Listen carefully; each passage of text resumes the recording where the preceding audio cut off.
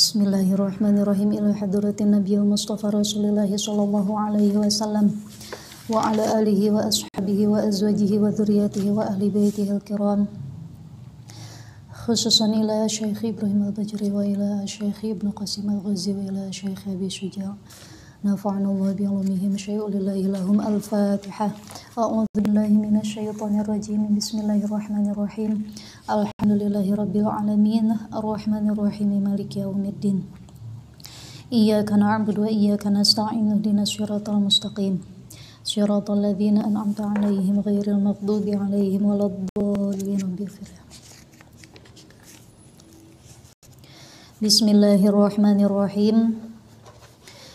Faslun fi ahkamit talaqi wa huwa lughatan halul qayyidi ismun li halli qayyidin nikahi wa yushtaratu li nufudhihi at-taklifu wal ikhtiyaru wa amma sakranu fayanfadhu talaquhu 'uqubatan lahu. Pada kesempatan kali ini kita akan membahas seputar ahkamut talaq, beberapa hukum yang menyangkut masalah tolak atau perceraian.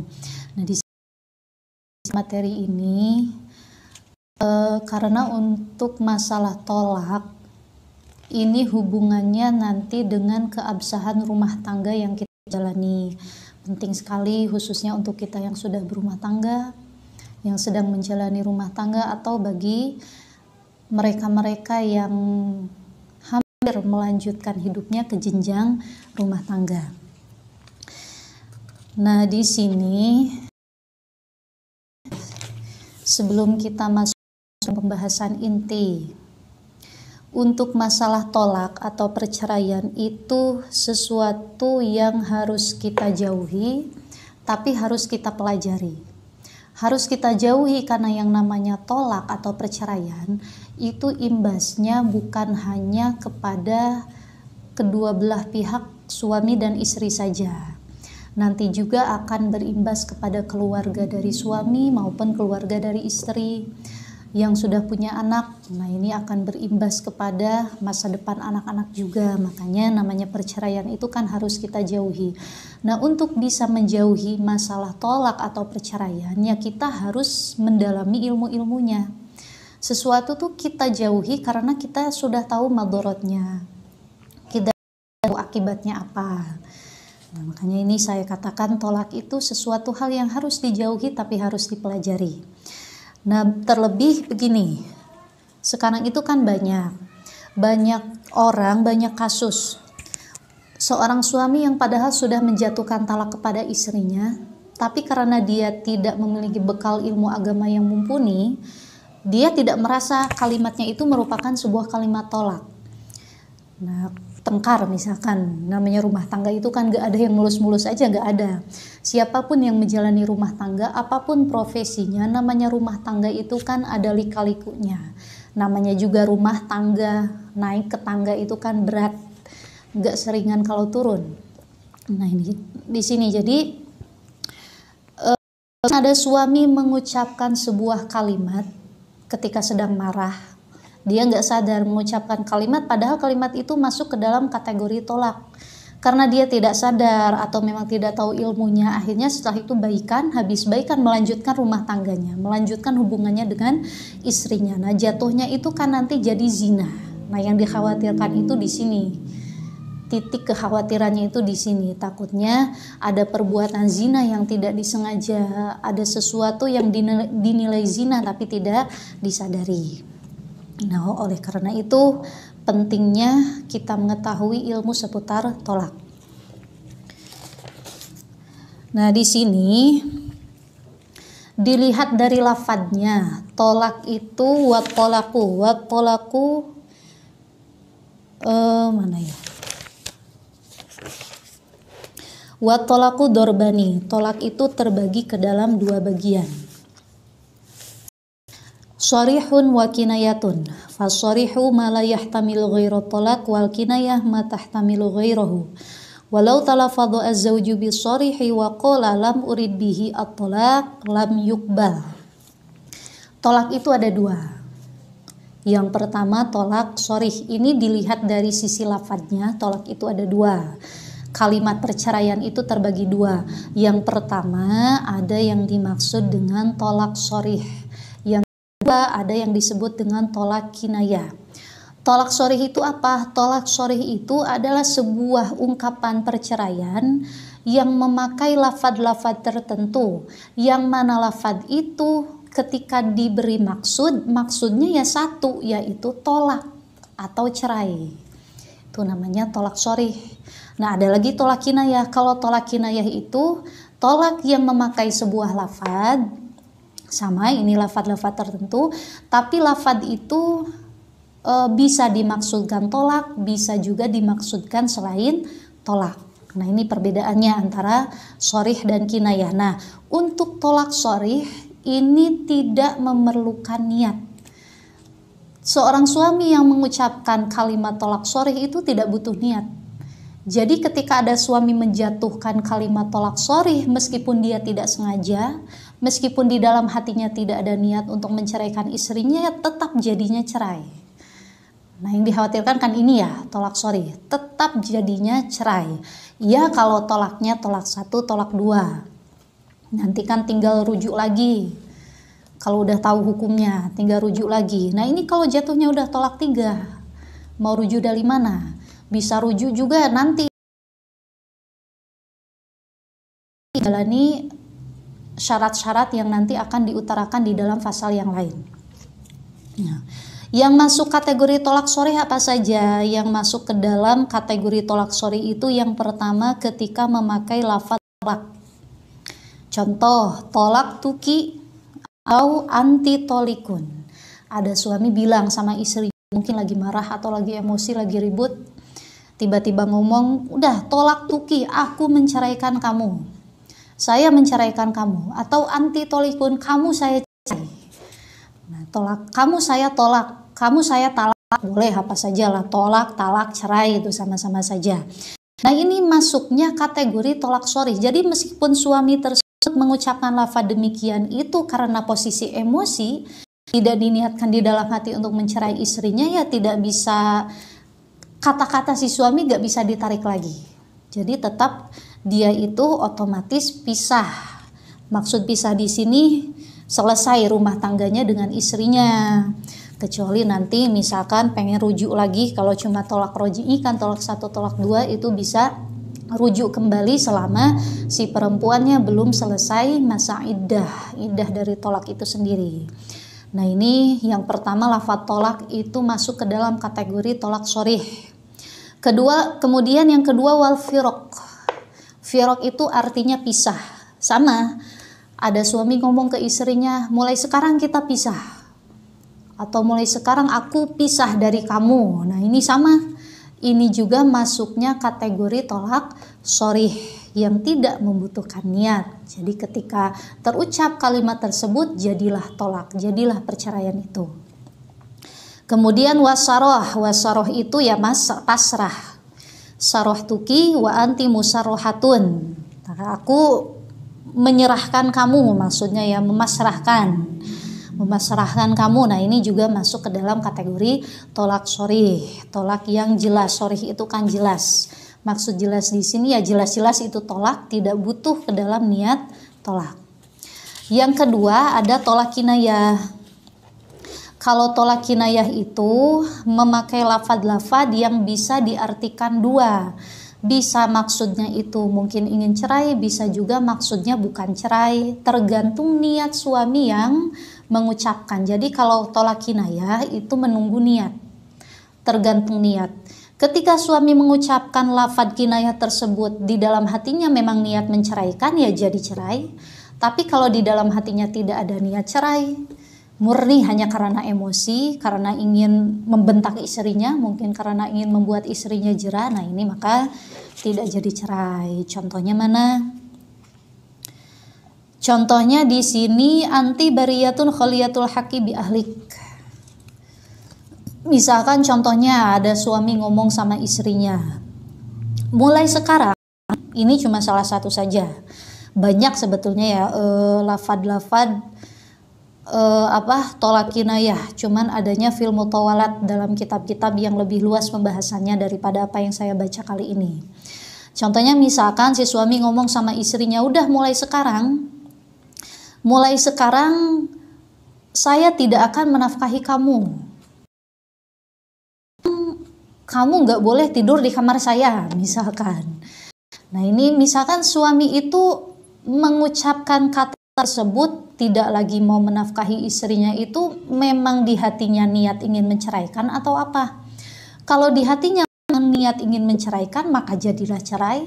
Tapi kalau di hatinya dia itu ya cuma karena emosi, kesal, marah, nggak ada untuk niat pisah, maka ini tidak jadi cerai. Nah kalau untuk tolak kinayah sekali lagi ini membutuhkan niat. Nah maka kesimpulannya yang dikhawatirkan itu memang tolak sharih ya. Sekarang kan orang pasutri, pasangan suami istri yang padahal mereka itu sudah cerai, bahkan berkali-kali cerainya. Cerai itu kan kesempatannya cuma 3 kali. Yang pertama ya jadi talak 1, kedua jadi talak 2. Kalau udah cerai ketiga kali ya langsung jadi talak 3. Kalau itu gak ada yang namanya perceraian ke-4 kali, perceraian ke-5 kali. Agama itu tidak semudah yang dibayangkan. Ini supaya apa? Supaya rumah tangga itu tidak dipakai main-main. Sekarang itu kenapa angka perceraian di negara kita tinggi? Ya kalau kita telusuri di lapangan, rata-rata itu banyak sekarang itu orang-orang yang rumah tangganya cuma sampai seumur jagung. Nikah baru berapa bulan udah pisah. Nikah baru berapa pekan sudah pisah. Ya mungkin sebagian mereka ada karena memang takdir. Semuanya juga ya karena takdir dari Allah. Tapi ya takdir itu tidak bisa lepas dari ikhtiar. Sisi ikhtiarnya apa? Sekarang itu banyak, terutama di daerah saya itu banyak kasus anak-anak muda yang padahal mereka itu masih sekolah SMP, masih sekolah SMA, di tengah-tengah jenjang sekolah mereka tiba-tiba pengen nikah. Datang menghadap orang tuanya, minta berhenti sekolah, memilih ingin nikah dengan pacarnya. Alasannya sih bagus, karena takut zina. Daripada zina kan mending nikah. Tapi sebetulnya alasan tersebut itu belum tepat. Sebab di sini sebagaimana hadis yang sering sekali kita dengar, ada hadis Rasul yang bunyinya apa? Ya ma'syarus syabab. Sering kita dengar kalau di dalam acara serah terima pengantin gitu ya. Dari pemangku tausiah. Nah ada ya ma'syarus syabab, man istata'a minkumul ba'ah, terusannya itu falyatazawwaj. Fa innahu aghaddu lil basar wa ahsanu lil faraj. Kalau enggak salah gitu ya. Ya ma'syarus syabab, hai pemuda, man istata'a minkumul ba'ah falyatazawwaj. Barang siapa di antara kalian itu sudah pengen nikah kemudian sudah punya biaya, maka falyatazawwaj, menikahlah. Nah Rasul itu nggak menyinggung masalah umur ya. Di hadis itu kan nggak ada keterangan, nggak gini kan, barang siapa yang umurnya sudah tua menikah, nggak. Karena namanya pernikahan itu bukan masalah umur, tapi masalah kesiapan dohir maupun batin. Al-ba'ah, modal dohir juga modal batin. Kenapa ada modal dohir? Namanya nikah gak cuma cukup dengan modal cinta. Cinta itu cuma bumbu. Ya, cinta itu cuma bumbu. Ibaratnya kita makan sayur, memang kalau gak ada bumbunya hambar. Makan sayur tanpa bumbu gak ada rasanya hambar. Tapi ya kalau kita makan bumbu tanpa sayur itu namanya konyol. Sama saja. Sayur tanpa bumbu ya jadi hambar. Makan bumbu tanpa sayurnya namanya konyol. Nikah itu ya dua-duanya butuh. Harus ada bumbu tapi ya harus ada bahannya. Yang mau dibumbuin apa? Ya rumah tangga, tanggung jawab, kesiapan dohir tuh di sana. Makanya namanya nikah itu kan butuh mas kawin. Mas kawin itu gak bisa gratisan. Ini untuk menunjukkan apakah si calon suami ini benar-benar terlihat niat untuk tanggung jawabnya apa tidak. Sementara mas kawin itu kan cuma uang muka. Selebihnya nanti dalam rumah tangga itu ada nafkah yang harus diberikan setiap hari. Nah kemudian habis itu ya nafkah, kemudian ada kiswah, ada lagi membeli rumah atau bukan rumah, pokoknya si istri itu harus dikasih tempat tinggal, tapi ya tidak ada patokan tempat tinggalnya harus seperti apa, tidak, yang penting tempat tinggal yang bisa melindungi dari panas dan hujan. Nah itu persiapan dohir. Modal dohirnya, modal batin ya kematangan mental, kematangan cara berpikir, kematangan kedewasaan seseorang yang akan melanjutkan ke jenjang rumah tangga. Nah sekarang banyak orang yang pernikahannya itu singkat sekali, rata-rata itu dipicu karena tidak adanya kesiapan batin. Jadi mereka itu keburu terlena dengan suasana pacaran yang menyenangkan. Ketika pacaran tiap jam 3, misalnya jam 3 pagi ditelepon pacar disuruh sholat tahajud, pagi-pagi ditelepon pacar diajak sholat duha. Akhirnya karena pikiran si anak pendek jadi mikir, oh berarti pacar saya ini udah dewasa, udah pantas menjadi imam. Cuma gara-gara hal itu sampai punya pikiran ke sana. Akhirnya datang ke orang tuanya minta nikah, diputus masa sekolahnya, masa tolab ilmunya diberhentikan. Masuk ke dalam jenjang rumah tangga, ternyata rumah tangga itu tidak masa pacaran. Akhirnya ketika karena mentalnya belum siap, kedewasaan belum matang, menemukan kekurangan pada pasangan, jadi ilfil. Nah, udah nikah itu kan segala macam aib, kekurangan, dohir maupun batin kan ketahuan oleh pasangan kita. Nah ini kalau orang yang memasuki area rumah tangganya itu sudah dewasa, kekurangan apapun yang ada dalam diri pasangan bisa diterima dengan mudah. Tapi kalau masih kekanak-kanakan, ibaratnya pasangannya melakukan kesalahan apa kan jadinya malah ribut, jadinya malah emosi. Nah timbullah benih-benih perpisahan atau perceraian. Nah makanya di sini kalau alasannya itu cuma takut zina, makanya buru-buru nikah padahal belum ada kesiapan apa-apa, sebetulnya ya di sini kurang tepat. Sebab dalam hadis Rasul tersebut kan ada terusannya. Terusannya itu apa? Fa ilam yastati fa alaihi bisaum. Jika memang belum mampu, sudah pengen nikah tapi belum mampu, ya puasa. Karena puasa itu bisa menekan hawa nafsu seseorang kalau puasanya itu benar. Kalau puasanya itu bukan hanya sekedar menahan haus dan juga lapar. Dan yang paling penting itu ya peran orang tua. Peran orang tua, bagaimana caranya kita sebagai seorang ibu, sebagai orang tua memberi pengertian kepada anak-anak gadis kita, kepada anak-anak bujang kita. Memberi pengertian seputar rumah tangga itu perlu kalau zaman sekarang. Jadi ngasih tahu bahwa rumah tangga itu sisi positifnya ini, negatifnya ini, itu harus. Supaya apa? Supaya anak-anak muda kita itu tidak menyangka rumah tangga itu indah. Bisa halal dengan pacar itu indah, lebih bahagia. Tidak menyangka ke sana. Ya pokoknya intinya beri semangat anak-anak muda kita kalau memang masih dalam usia belajar ya. Yang penting prioritas utamanya itu belajar. Menggapai cita-cita, membentuk karakter dan juga jati diri. Nah supaya apa? Supaya jauh dari sebuah tragedi yang dinamakan perceraian. Nah itu inti maksud dari tema yang saya angkat pada kesempatan kali ini. Mungkin sampai sekian apa yang ingin saya sampaikan, mudah-mudahan bisa difahami oleh teman-teman dan sahabat semuanya. Mohon maaf apabila ada kekeliruan dan juga kesalahan, dan mudah-mudahan ini semua menjadikan berkah untuk kita sekalian, untuk saya khususnya yang membacakan, untuk teman-teman semua yang mendengarkan. Wallahu a'lam bishawab, wal afu minkum, wallahul muwafiq ila aqwamit thoriq. Wassalamualaikum warahmatullahi wabarakatuh.